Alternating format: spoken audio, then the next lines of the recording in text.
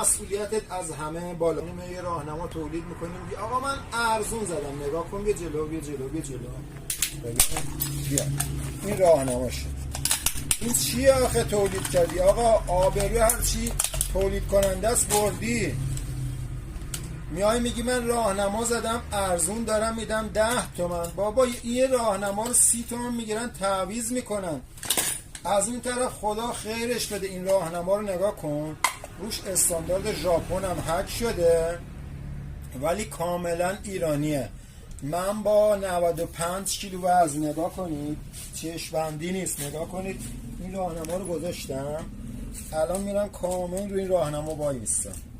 نگاه کنید خدا خیرش بده اون تولید کننده رو، هیچ خم به ابروش نیومد، نه کاسه شکست نه شیشه.